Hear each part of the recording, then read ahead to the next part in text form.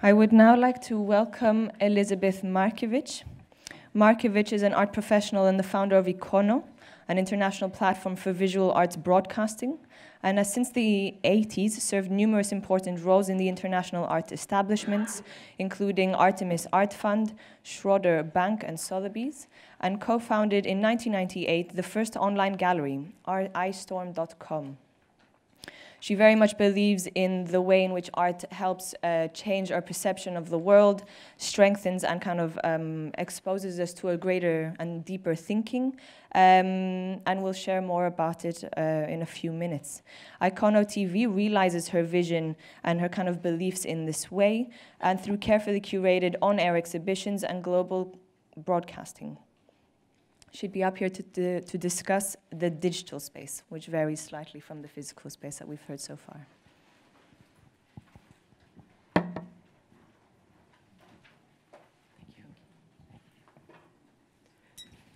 Thank you very much. I'm just pouring myself a little bit of water.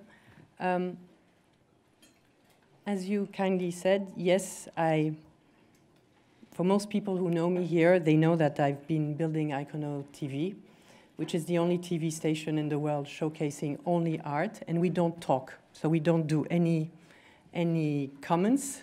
We give you the art experience, and so instead of hearing somebody talking, you're going to see the camera, in fact, going through the art. So we're slow, we give you time, and this experience is like a kind of MTV of the arts, where you have 24 hours a day, just a playlist of all the arts from the antiquities to nowadays. So for those who don't know, there is a TV in the lovely library next door where we unfortunately came a little bit damaged, but it will show you at least what it is. The whole idea was to bring art to the people. Everything we've been saying now is that the people still have to, and how do you bring the people to your institutions or your spaces and whatever. And this is why the whole concept of Ikono was to say, let's do exactly like what radio did, which was bringing music to the people. They get used to it. They like it, they collect it in their pocket today with their iPhones or whatsoever, and it doesn't make them a musicologist. It doesn't make them people who can talk about art or whatever, or music, but they can just have pleasure. And this is this pleasure word, which is a word we tend to forget about in the art world because we like to say that art is interesting and not necessarily pleasurable or beautiful or whatsoever. So it was really this idea that let's bring art to the people, give them pleasure, take off all this timidity that you can have when you go in an institution, because most of the time you don't even know how to hold yourself, so to say. Do I have to look at the work of art at 30 centimeters or 3 meters? Are you telling, looking at me, so am I not standing like I should? So it's all these things that we wanted to take off. And by bringing art to the people and giving them a storytelling, because the way we film the works of art is a story. And if you look at the work, you start understanding what is the story. So you don't need me telling you what it is about. You don't need my art explanation, which can be also intimidating and everything. So that's the thing. And as we are in a conference which likes to talk about business, we tend to talk about the art market as a one-to-one. A collector buys a work of art through a gallery, and it's a one-to-one relationship. In the digital world, which we still didn't really do, we can have one work, which is, of course, digital, but like music, you can sell it to thousands of people, millions of people. So you just need to produce one work, and it's spread.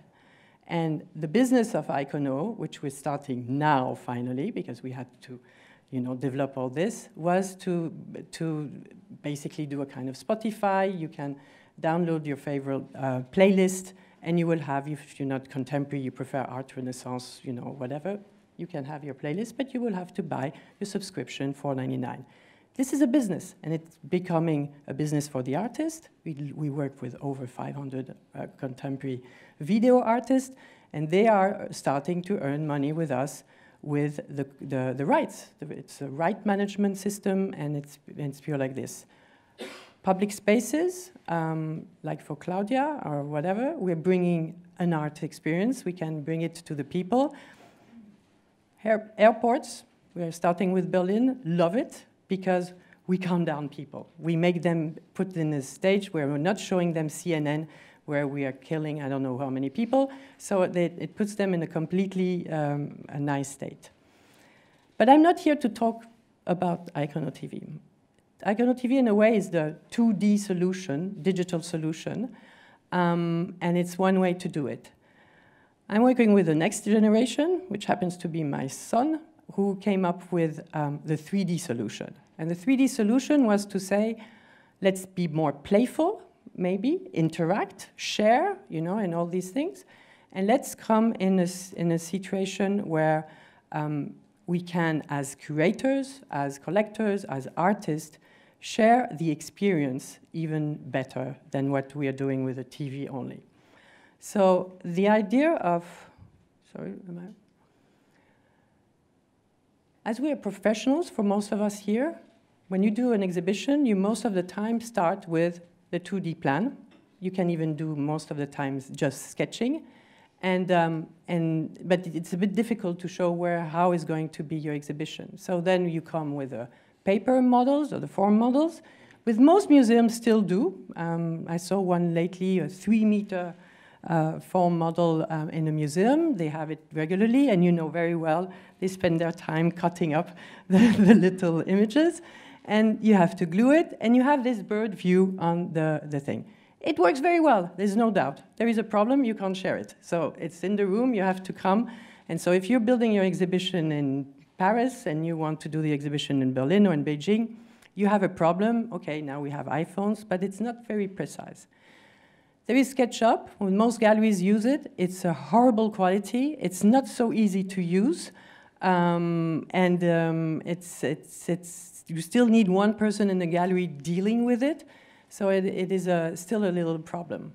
And when you want to just move the painting 10 centimeters left, you have to basically kill the wall and start all over again.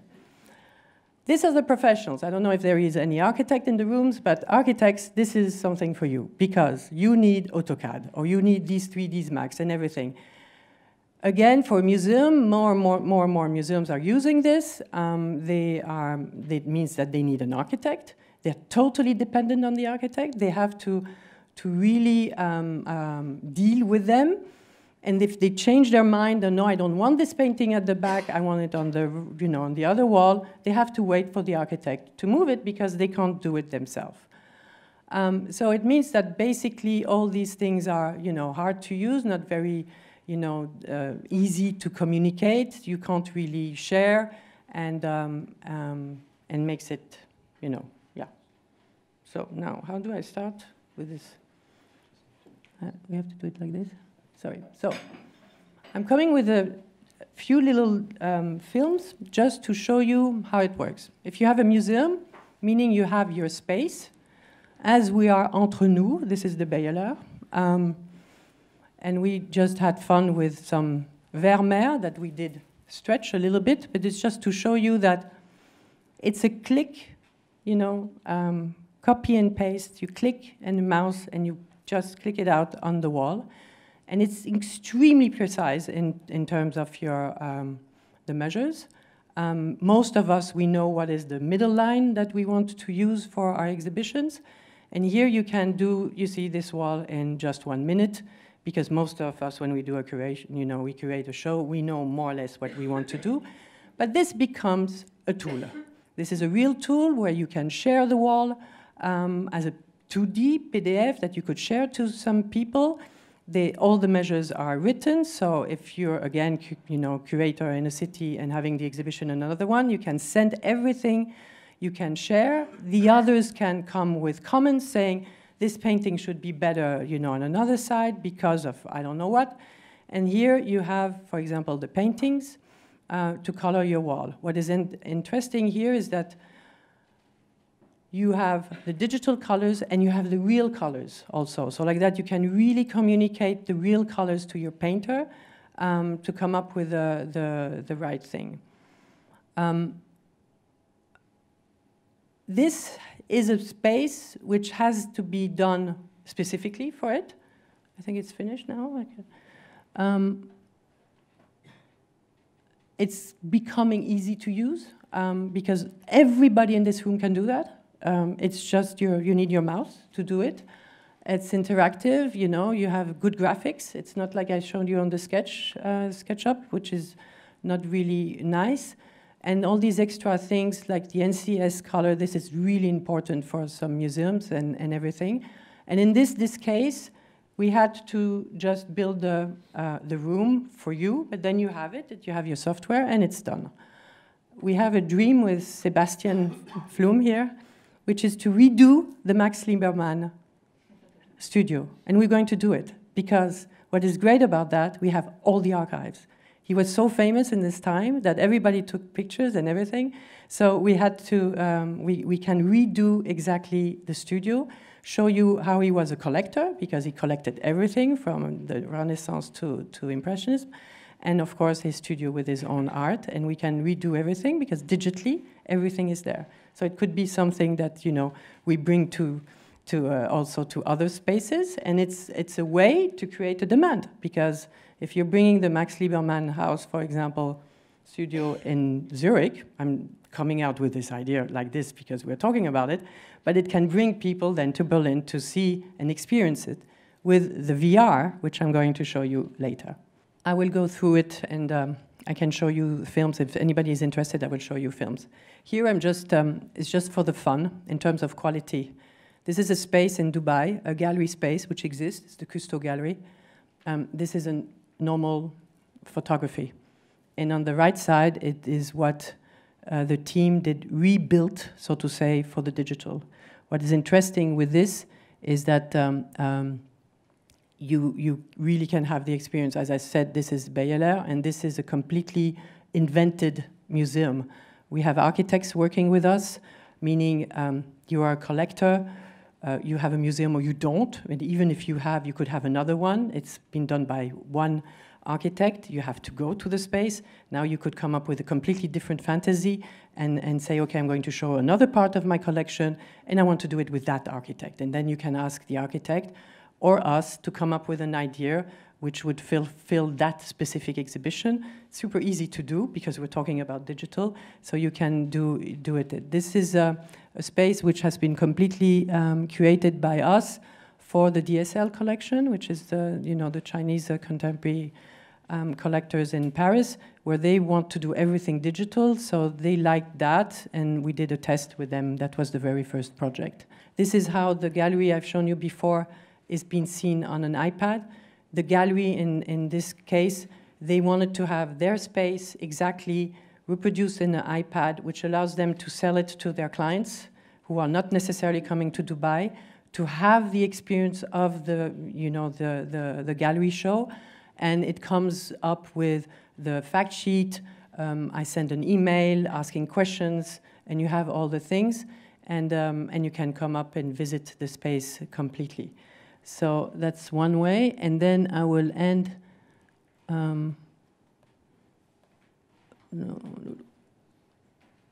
I will end you with the last thing, which is the future.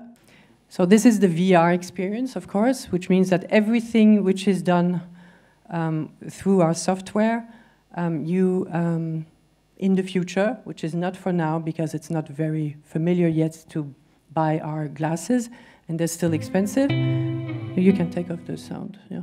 And so it's really the idea that everything you've seen, you're going to be able to experience. So the Max Liebermann house, for example, that's the idea, that we could offer to people, the way to revisit his collection and his studio in this way. This has been done in a kind of video game way, so it's just for the demonstration and to be a bit more fun. It's done with the art of El Cid, which is a famous graffiti artist in the Middle East. And it's this idea that you can basically use all the material. So there is one video which is missing here, which was going to show you that you can even, when you do, for example, your real model, but digitally, you can even show, how the floor is going to be. Is it with stones or wood or whatever? You can change the color. You can add doors And really, like this, you can add all the doors, the windows, and everything. So that's the thing, which is super playful, and it's done in minutes. So there is a market, of course, for that. There is a market also for sharing, meaning you can, we have starting to have ideas with museums, which are, for example, building a competition. We have 100 works in the collection. We have a room. They ask us to redo the room. And all of us here, we could do our ideal exhibition with the 100 works that it is in the system. And then maybe we could even say, the winner, we do the real exhibition, because never anybody will replace the real exhibitions and the real experience. It's really the idea that we can show that art can be more playful also, and that it gives the courage to people. So between Ikono TV and Ikono Space, it's covering the 2D and the 3D solutions in that respect. Thank you.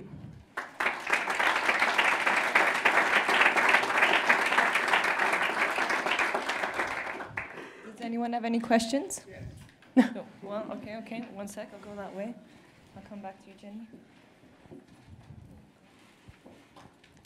So we've come so far. This is my wife, Maaike Ziegler. She's artist now, but she used to be internet designer. Mm-hmm. We met in 1998. And one of my clients was the New Church, which is a blockbuster exhibition hall in Amsterdam on the Dam Square. And they wanted to have subsidies, and they didn't get any more, and they could only get subsidies for education. And they asked me, do you have a plan for education? And I said, yes, I do.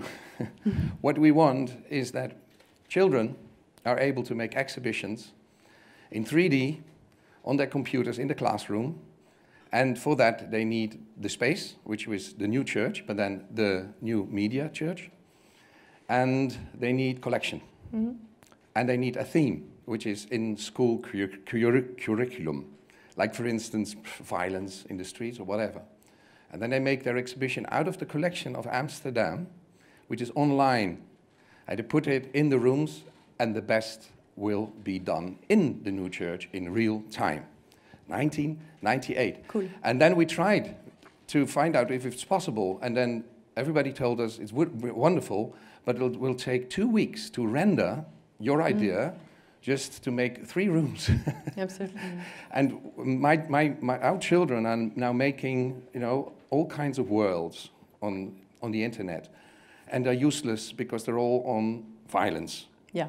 So what if we all stand together and make it more relevant and make 3D museums for people, because participation is their thing. They want to build themselves, they want to do this, not absolutely. Us. They should do it. Absolutely. And then we give them the possibility, if they do it right, if they win, because they want to win, it's always about winning today, that you make the exhibition in real time. And it's an offer at my places. I mean, my museums should be partly done by the community. And of course, may the best win, because you can't do something that is not well done. So you need to give them training, you have to give them information on issues, because otherwise they will make stupid things, and we don't want stupid things in museums. So it's a whole line of, so to say, participation and education, which gives this a meaning to a community, and not just to the professionals that can use it as a tool. Yeah, absolutely. Because that's why we want to share it, and we want to do this VR experience. The hanging of paintings I do in the room, not in 3D, because I need a real thing.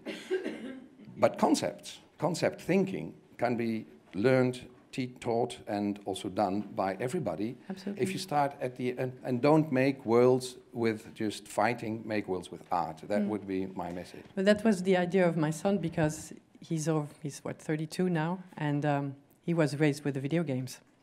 And since he's 7 or 8, he said, I will do a video game. And when he became an adult, he said, but this is stupid, because we're only killing. So he's basically using the video game technology to do this. And this is why you don't have this rendering problem. So that has been the solution, how he's been doing it. Thank you. My name is Jan Kage. I have the art space Schaufenster here in Berlin. I'm really impressed There was another project that I saw earlier this year when they had the street art house, The House, which was quite across the media. There was a young company who did something very, very similar. You can exhibit the whole exhibition with the VR glasses. But I really want to question, my question is something else. On Ikono TV, you said that you distribute video artists, which is, I think that's a very necessary novelty, because for video art it was always so hard. There's only few collectors. Absolutely, it's how do you do the editions? Then there's institutions, but that's not a real market. So there's a really highly devoted, high-quality artists who have problems with their income. How much do you distribute? What's your, with several questions, how much artists do you represent on Ikono TV? And what's your experience with selling, and for how much do you sell? So, the first question is that, yes, how many artists and contemporary video artists we have? I think almost 600, something as 580 something. We basically work with most of them, I would say.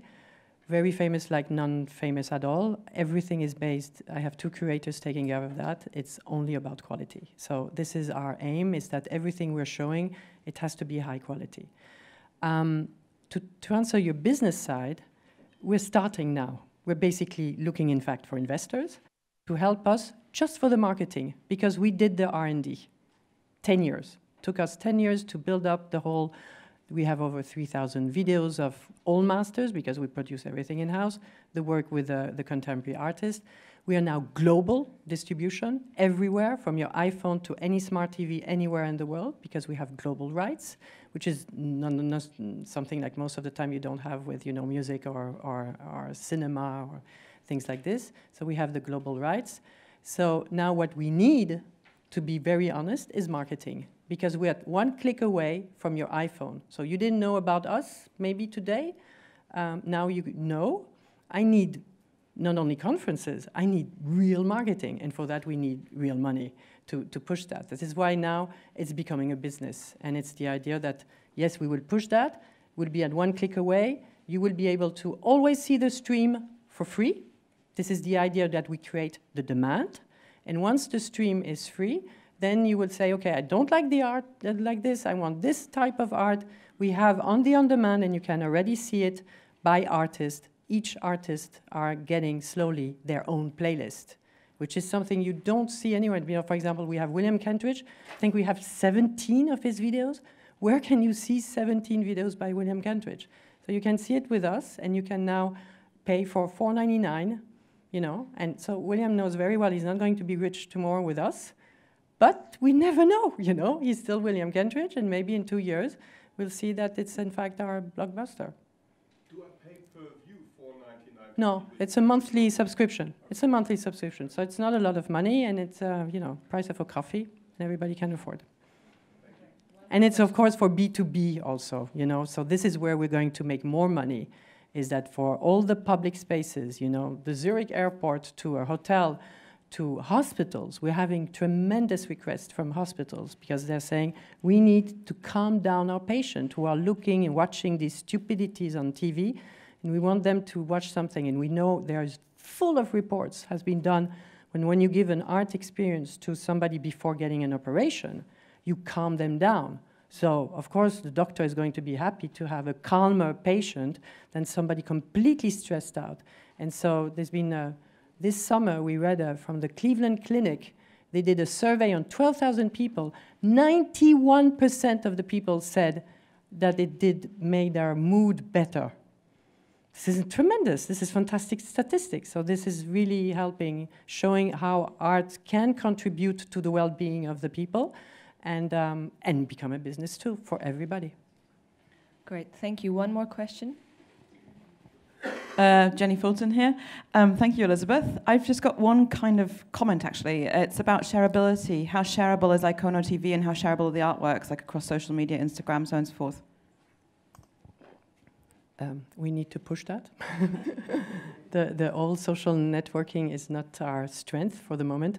What we did in terms of sharing is that the fact that we are in every single screen now, we need, like I said, you just need to be aware. We don't need to push the awareness, and once the awareness is there, then it will go.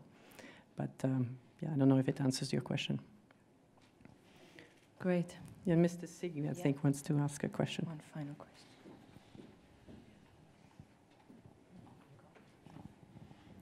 Your concept holds a lot of potential.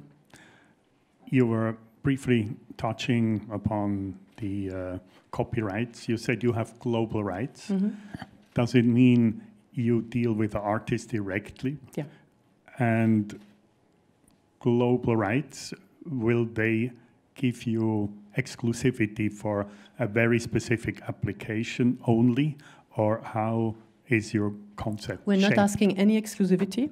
I don't think it makes any sense in terms of the digital age. We're not asking exclusivity. It happens that there is not so many platforms like ours, so we're almost exclusive anyhow, but if we have competition. The artist, yes, every single work of art, whatever it's old, there is a contract with the museum behind, or an archive, or whatever, and with the artist, of course, also. What we brought on top for the artist to feel more comfortable is that we associated a blockchain technology, which is this new technology on the digital age, which is you stamp, so to say, invisible your content, and it's a wonderful way to make them feel secure, because we didn't need that, but it was for the artists and the museums to feel secure. You know, when I started in '98, Ice Storm, that was the biggest concern of people saying, my God, I'm going to put my painting on the internet. But they didn't know that the image was maybe looking big on your screen, but if I was printing it, it was awful resolution. You can't do anything. And it's the same still today. You can't do anything with what we're producing. So the digital is giving you an experience which is nice, but if you want to steal from us, it's going to be complicated to have something which is well reproduced. Thank you very much. Thank you. Thank you very much.